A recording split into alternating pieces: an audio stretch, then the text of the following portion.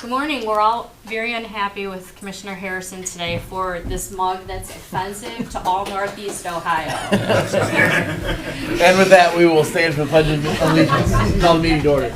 I pledge allegiance to the flag of the United States of America and to the republic for which it stands, one nation under God, indivisible, with liberty and justice for all.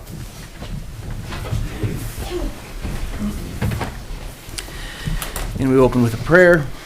Heavenly Father, we beseech your divine guidance in this meeting. Keep us ever mindful of our obligation. Grant us, dear Lord, wisdom, tolerance, and courage that we may well serve our county and fulfill our trust. Amen. Amen. I will make a motion to approve the minutes from the September 23rd Commissioners meeting and the September 24th, 2025 Special Commissioners meeting. I'll second the motion. It screwed me, Without question. me up that it said 24th and 25th. Motion second. The 24th was our executive session discussion. Any further discussion or changes to the minutes? Roll call, please. Sweattick? Yes. Hambley? Yes. Harrison? Yes. Next up, we have any public comment regarding pending resolutions. Is there any public comment regarding pending resolutions? Seeing none, we'll move on to resolutions. And leading us off will be the highway engineer, represented today by Dan Becker. Morning. Morning, Dan. I've got two resolutions for your consideration. The first is necessity to close Lake Road between Chippewa and Wedgewood Road. And the second is authorizing the Medina County engineer to issue permits allowing existing personal property fixtures to occupy Lake Road right-of-way project. I'll make a motion to approve the two resolutions. I'll second the motion. Motion second, any discussion?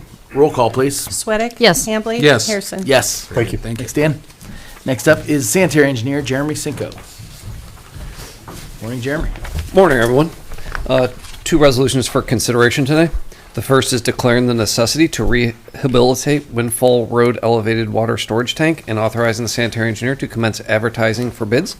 And the second is establishing public hearings for the consideration of recommended increases to sanitary sewer and water rates to be implemented by the Medina County Sanitary Engineering Department. I will make a motion to approve the two resolutions. Second the motion. Motion second, any discussion? Roll call. Sweattick? Yes. Hambley? Yes. Harrison? Yes. Thank you. Thanks, Very Jeremy. good, thank you.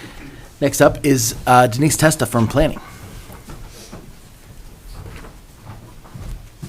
Morning, Good Denise. morning. Good morning. So I just have one resolution for accepting and awarding a bid for PY 24 Community Development Block Grant funded City of Wadsworth Sidewalk Replacement Project. I'll make a motion to approve.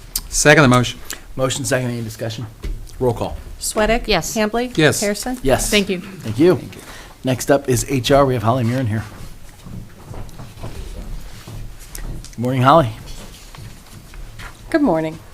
On our personnel changes resolution today, we have two promotions, one in transit, one in sanitary, 7 rate increases, 3 in sanitary, 3 at county home, and 1 at solid waste district, 1 rate correction at dog shelter, 1 leave of absence and maintenance, 2 resignations, 1 in sanitary and 1 in dog shelter, and 1 probationary removal in transit. I'll make a motion to approve. Second the motion. Motion second, any discussion? Roll call. Sweattick? Yes. Hambley? Yes. Harrison? Yes. Thank you. Thank you. Next up is Brett Thomas from Finance.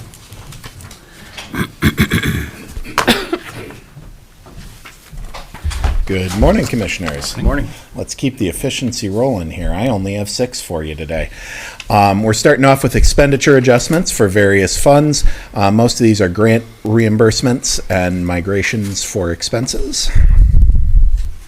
Our second resolution is creation of the opioid response team for the Sheriff's Office and funding it with $60,000 of appropriation. This is a grant application from the Attorney General's office that had been accepted. Our third resolution is authorizing the purchase of 6,800 gallons of unleaded gasoline for the Engineering Center. As usual, Ports Petroleum came in with our low bid at $1.84.5 per gallon. Our fourth resolution is expenses for the county engineer going to the 2025 Superintendents and Mechanics Conference and Trade Show in Oregon, Ohio. Our fifth resolution is expenses for other county officials, though that looks like a very, very long list. It's actually very small. It's largely just lunches for Chamber of Commerce meetings. There is one note on there for the sheriff. There's an additional cost. Originally, they had requested $1,500 for the Buckeye State Educational Foundation over September 17th and 18th. They've added $362 to that to bring that to $1,862 for that trip. Our sixth and final resolution is our weekly bills in the amount of $2,056,343.98. I'll make a motion to approve the 6 resolutions. Second the motion. Motion second. Any discussion? Roll call. Sweattick? Yes. Hambley? Yes. Harrison? Yes. Thank you, Commissioner. Thank you, Brett. Next up, we have department updates, and kicking us off today is Shannon Ryan from Transit. Good morning. Morning. Morning. I have 2 resolutions for your consideration. The first one is approving a contract extension with the Greater Cleveland RTA for the continued use of the Drake and Howell bus stop. You want to do both of them? Okay? Yeah. I'll continue. I don't usually have 2. Approving the purchase of 4 replacement transit vehicles with fiscal year '24 FTA funding. It'll be our last grant. We're purchasing 4 vehicles. Make a motion to approve the 2 resolutions. Second the motion. Motion and second. Is there any discussion? Roll call, please. Sweattick? Yes. Hambley? Yes. Harrison? Yes. All right, very good. Okay, before I get into the monthly report, just, we had our trainer review recently with ODOT present. A lot of conversation, a lot of learning. Out of the 25 categories, we had 3 findings, so we did really well. We've conquered 2 of them already. We're working on the 3rd. We'll have that wrapped up even before their final report comes out. So, Super. Good. all good, kind words from the FTA and ODOT themselves. So, looking at our monthly ridership continues to stay pretty steady. We're up a little bit from the average. I think things are stabilizing, as I said before. I will report out that our cost per mile is up a little bit but it's below our 25 year-to-date averages, as well as our cost per mile. Trip denials are 1. That was the one we didn't want, but we had it. And I'll just add in our easy fare, our electronic payment. We're pushing that. It got to its highest of 19% of our total ridership. So Good. looking at those being pretty solid. Our contract summary, continuing to make sure that we provide the service we need to our contracts, very important to us. A lot of partnerships, a lot of conversations about the impact we're making on the public, so it's all been positive. As far as our job and family out-of-county services are remaining pretty steady. So all good news so far. Purchase of those vehicles, working on that procurement will take a little time, but we have some answers and feedback from our drivers on what they'd like to see. We're looking at a fully flexible, same size vehicle we purchased before, but all, which if you wanted flip-up seats for more flexibility coming from the feedback of the driver. So, and our safety day coming up in November, we're gonna solidify those conversations and make sure they're aware of what we're doing, and training. There's a lot of training going on with wheelchair securement, safety, a lot of training. HR comes, it's really good. So coming up in November. Great. All right. Great. Excellent. Question? Good job. Thank you. Yep, keep up the good work. Thanks, Shannon. Thank you. Thank you. And next up, we have Nate Epping here from the Park District with a resolution and an update. Good morning, Commissioners. Thanks for having me. First up is a request for a resolution of support to assist us with a grant application for Clean Ohio funding. Last year, we were successful in applying for Clean Ohio funding to acquire 97 acres in Granger Township, part of a much larger acquisition of 194 acres. We're coming back now. This Friday is the deadline to apply for that next round. We're seeking Clean Ohio funding to acquire the next 97-acre parcel. This would not only protect the Yellow Creek headwaters, which is the cleanest tributary to the Cuyahoga, benefit Lake Erie, and 3 counties, but we would also be able to establish a really nice park there. So if successful with the grant application, no local cost to us, to the Park District. The local match or portion would be covered by West Creek Conservancy. That's our partner on this project. They've pulled in some other funding sources. We have letters of support already from Soil and Water, Friends of Medina County Parks, that's our nonprofit, Summit Metro Parks, the National Park Service, and yesterday I received confirmation that I'll have a letter of support from Highland Local Schools for this project. So again, we're asking for a resolution of support for that exciting opportunity. Overall, Medina County Park District We'll take Yes. action on that. Okay. And then we'll come back to you. Does that Okay. work? Stand here or sit down? Stay right there. Got it. You're in a good spot. Okay. Only needs a motion. I will make a motion to approve. I will second the motion. Motion second, is there any discussion It on the it resolution? sounds like it ought to score well, and as you pointed, this is that one, that property where Menards, behind Menards. Correct, north of Menards. North Yep. of Menards there, and so I remember from the last scoring around that area, this ought to do well, so, good. Roll call, please. Sweattick? Yes. Hambley? Yes. Harrison? Yes. Now, please, yes. All right, now that I have the Let's hear what else is resolution, going on. go Guardians. Thank you. Thank You're you. quite welcome. That wouldn't have gotten you outvoted anyway. Okay. Well, thank you. 2025, as you know, is the Medina County Park District's 60th anniversary. We announced this past summer that we surpassed 9,000 acres of protected land.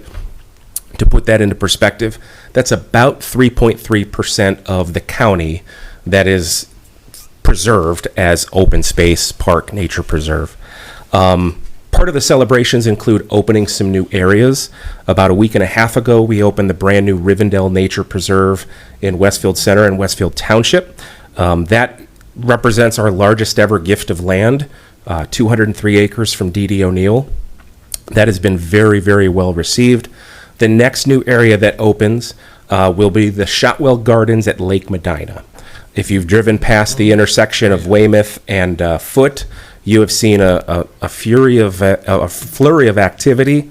The 3-week drought, we're responsible. We needed that to get all the earthwork done, but they're moving really well. And we will have a private ribbon cutting with family. You will all be invited. That is Friday the 24th at 10 a.m. And then the opening weekend is October 25th and 26th. 2 weeks ago, we launched a brand new website, medinacountyparks.com. It's much more mobile responsive, lots of great information on there. That has also been well received. And lastly, I need to mention Election Day. Medina County Park District has no permanent funding. We are funded by a 1 mil tax currently. That represents a 0.75 mil levy that was passed in 2005 and a $0.25 increase passed in 2015. That original $0.75 is collecting at less than 50% of current values. The $0.25 increase from 2015 is collecting at less than 70% of current values. So we've done an analysis of our budget. We've done a forecast out through 2036 and determined that we need to place a renewal on the ballot November 4th, and that renewal does include a small $0.25 increase. The collection for the Park District each year, starting in 2027, would be $6.7 million. That'll fund us through 2036. We would not come back to the voters again within that 10-year span. The actual cost for property owners would be $31 per $100,000 of appraised value. So if anyone watching or anyone in the room has a $500,000 property, the cost is $155 for the year for Medina County Park District to support 24 parks, 60 plus trails, a lot of great partnerships. We have 40 employees, not including seasonals in the summer. We do business with a lot of local contractors and vendors, and we're really a great community asset. So hope people remember Election Day to vote. A lot of good things on the ballot then. Great. All right. Any questions? Anything? Questions? Thanks All for right, being here. thank you. Appreciate the Thank update. Next up, we have a few commissioners' resolutions. The first is approving the filing of an F-Class temporary permit application to allow the sale of beer during a 2025 special event. This is at the fairgrounds for the Brunswick Youth Baseball fundraiser on November 1, 2025. I'll make a motion to approve. Second the motion. Motion second, any discussion? Roll call, please. Sweattick? Yes. Hambley? Yes. Harrison? Yes. Next up, we have another F-Class temporary permit application for a 2025 special event. This is for the Cat-Sino fundraiser hosted by Kitten Crazy on November 22, 2025. I will make a motion to approve. Second the motion. Motion second, is there any discussion? Roll call, please. Sweattick? Yes. Hambley? Yes. Harrison? Yes.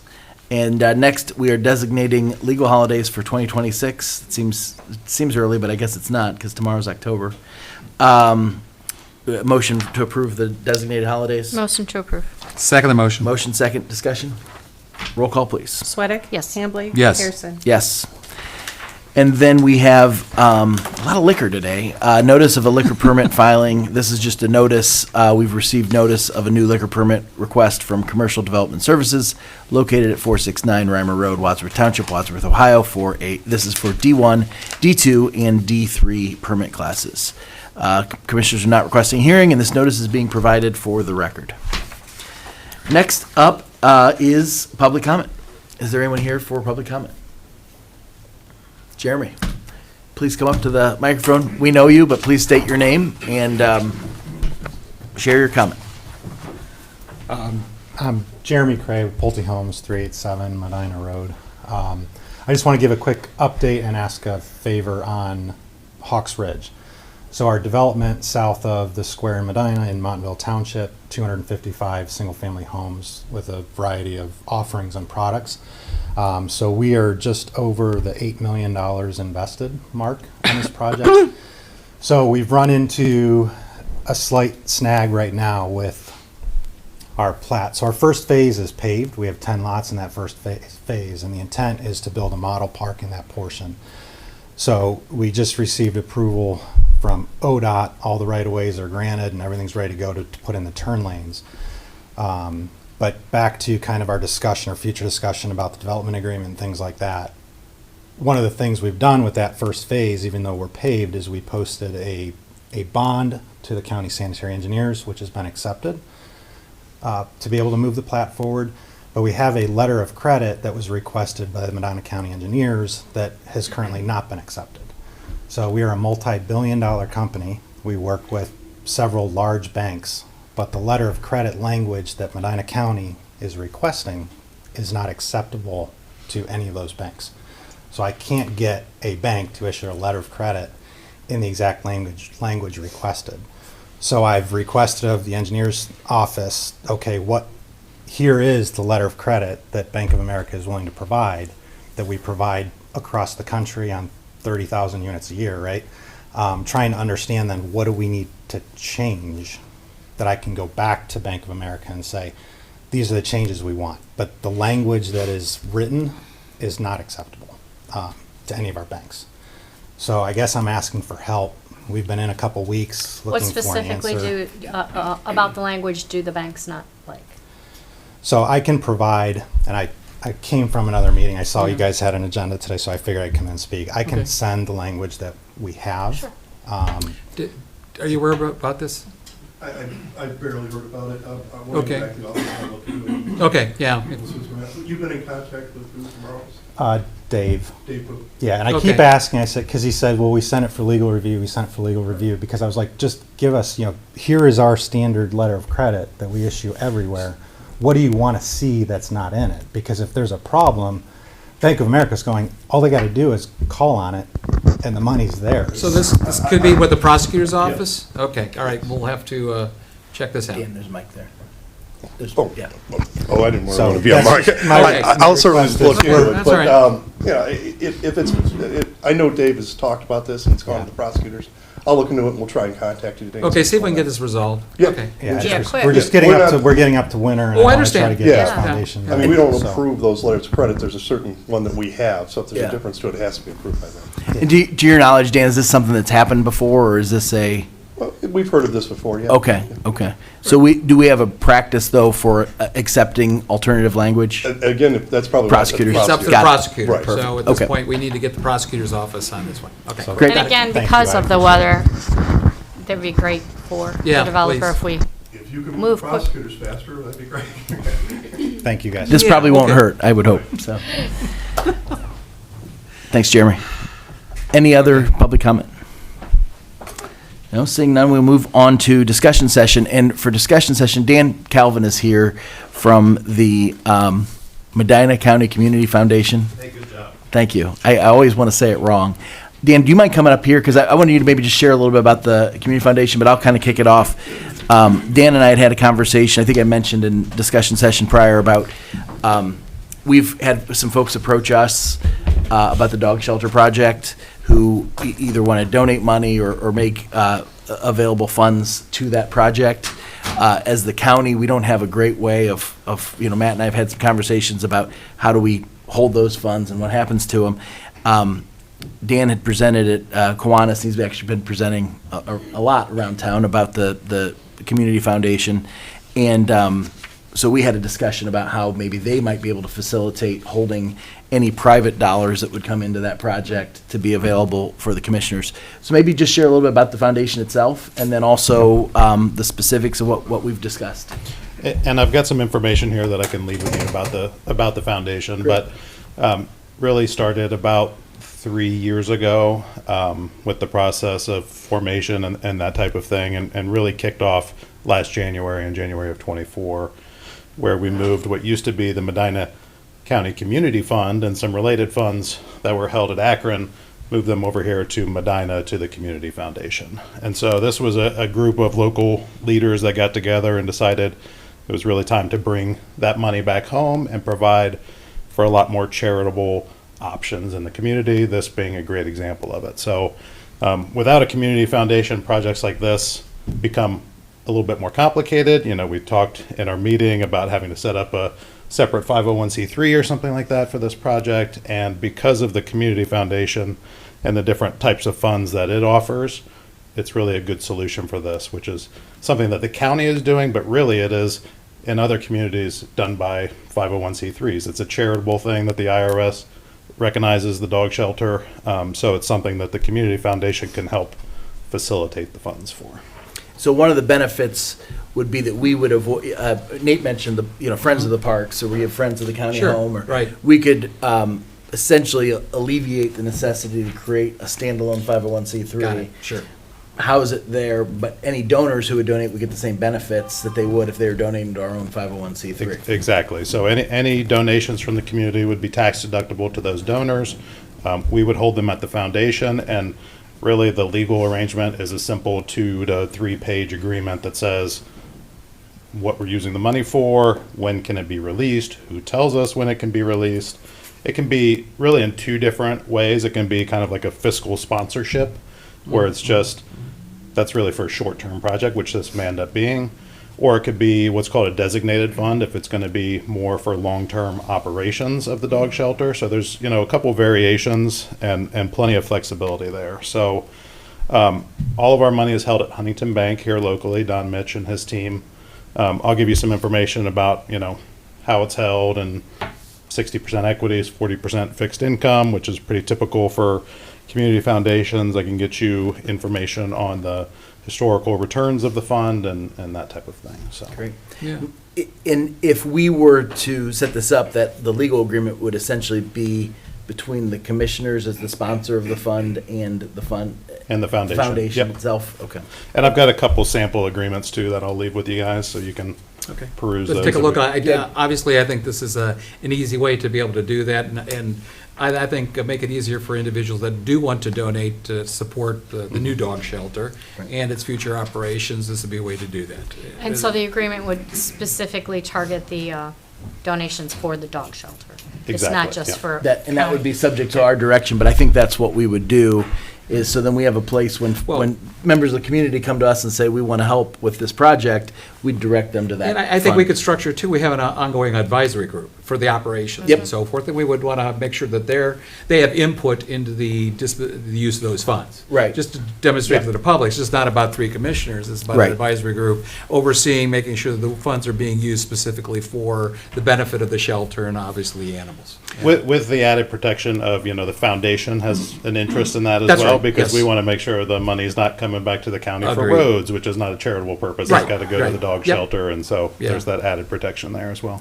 So, this would probably warrant some discussion with the advisory council as well. My thought would be that the fund initially would be related to the building project. 100%, I think, yeah, because of we're Right. talking about 3.6 million or something Yeah, like that. yeah. So, to be able to afford that and have additional revenue that offset whatever public revenue is just if we can get some private support. And I know there are other counties that have had to set up separate Yep. foundations and so, or nonprofits just for that purpose. I think it makes total sense for us to partner with the community fund. Yep.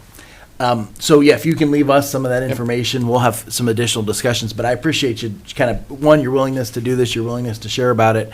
I think it's a really good way for us to get to, I was going to use a really poor analogy of skinning a cat, and I'm not going to say that. So I won't. How I about didn't. skinning a tiger? Yeah, I was gonna say. Yeah, you the walk tiger right into reference. that one, yeah. That's too easy. It's too.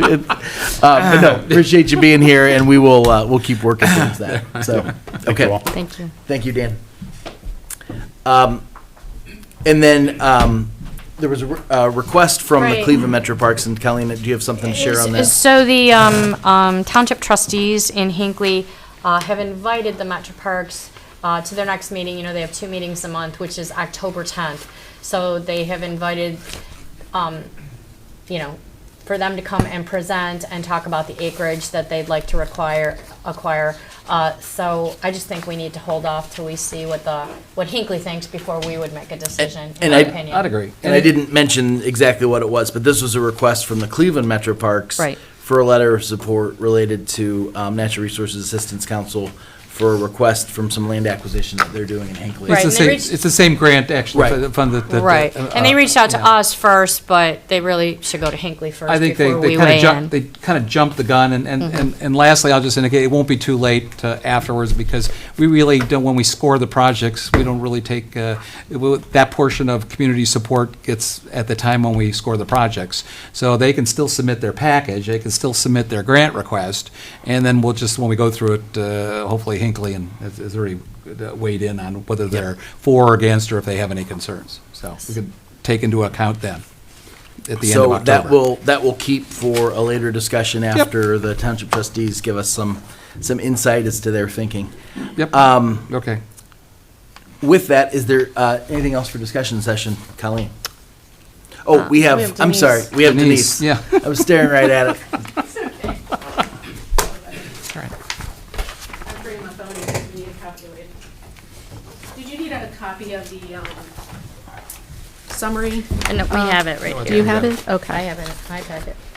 So, so the Lodi sidewalk project has been completed, and we currently, based on the final cost, came in at $69,783.45, leaving a balance of $11,616.55.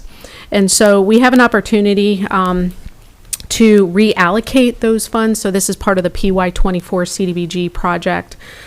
We can allocate those funds either to the Wadsworth Senior Citizens Housing and a food assistance program, or the Battered Women's Shelter van that was approved back in June of 2024. So I guess I'm just interested in your feedback and your thoughts. Have they already purchased the van? They've already purchased? No. So actually,